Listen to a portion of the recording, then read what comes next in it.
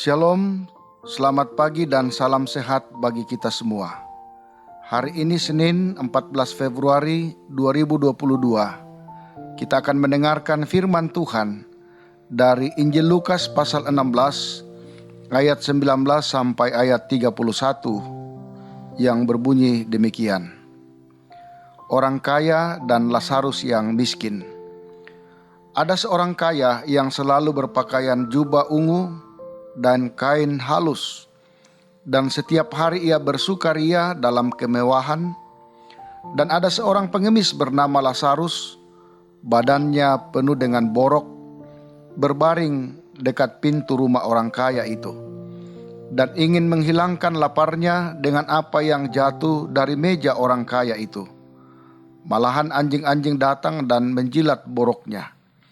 Kemudian matilah orang miskin itu, lalu dibawa oleh malaikat-malaikat ke pangkuan Abraham. Orang kaya itu juga mati, lalu dikubur, dan sementara ia menderita sengsara di alam maut, ia memandang ke atas, dan dari jauh dilihatnya Abraham dan Lazarus duduk di pangkuannya. Lalu ia berseru katanya, "Bapa Abraham, kasihanilah aku. Suruhlah Lazarus supaya ia mencelupkan ujung jarinya ke dalam air dan menyejukkan lidahku, sebab aku sangat kesakitan dalam nyala api ini." Tetapi Abraham berkata, "Anak, ingatlah bahwa engkau telah menerima segala yang baik sewaktu hidupmu, sedangkan Lazarus segala yang buruk. Sekarang ia mendapat hiburan dan engkau sangat menderita. Selain daripada itu, di antara kami dan engkau terbentang jurang yang tak terseberangi, supaya mereka yang mau pergi dari sini kepadamu, ataupun mereka yang mau datang dari situ kepada kami, tidak dapat menyeberang." Kata orang itu, "Kalau demikian, aku minta kepadamu, Bapa, supaya engkau menyuruh dia ke rumah ayahku, sebab masih ada 5 orang saudaraku, supaya ia memperingati mereka dengan sungguh-sungguh, agar mereka jangan masuk kelak ke dalam tempat penderitaan ini." Tetapi kata Abraham, "Ada pada mereka kesaksian Musa dan para nabi. Baiklah mereka mendengarkan kesaksian itu." Jawab orang itu, "Tidak, Bapa Abraham, tetapi jika ada seorang yang datang dari antara orang mati kepada mereka, mereka akan bertobat."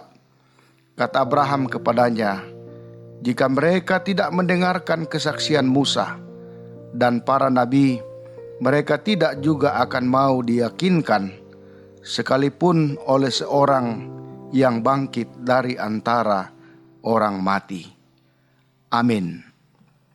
Dari bacaan itu, saya memberi sebuah tema dengan judul Kekayaan untuk Mengasihi. Kekayaan untuk mengasihi. Saat orang menanyakan apakah kita mau jadi orang kaya atau jadi orang miskin, tentu sebagian besar kita akan memilih menjadi orang kaya. Akan sulit menemukan orang yang mau memilih miskin.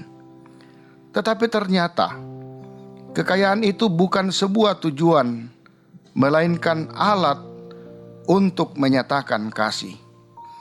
Kekayaan itu bukan untuk dinikmati seorang diri, melainkan menjadi alat untuk menyatakan kasih Allah kepada sesama yang membutuhkan.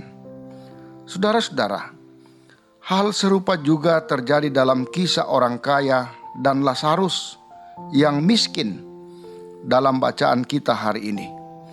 Orang kaya yang diberkati Tuhan, tetapi menikmati sendiri kekayaannya dan tidak sedikit pun peduli kepada sesama.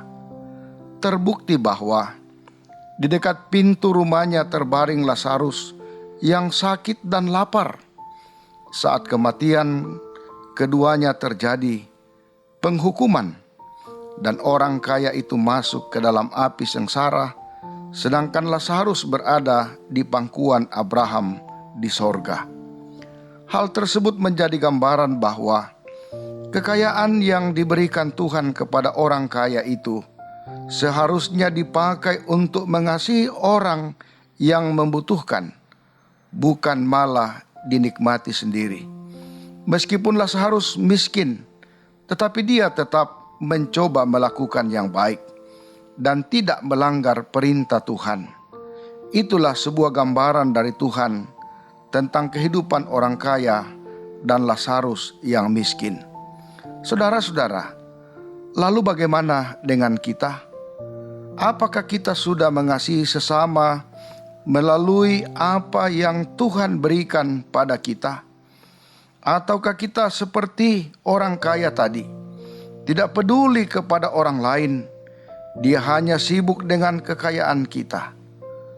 Percayalah bahwa semua yang kita miliki, baik harta benda, pengetahuan dan hikmat, jabatan dan status sosial, semua itu dari Allah, dan karena itu patut dipakai untuk memancarkan kasih karunia Allah pada sesama.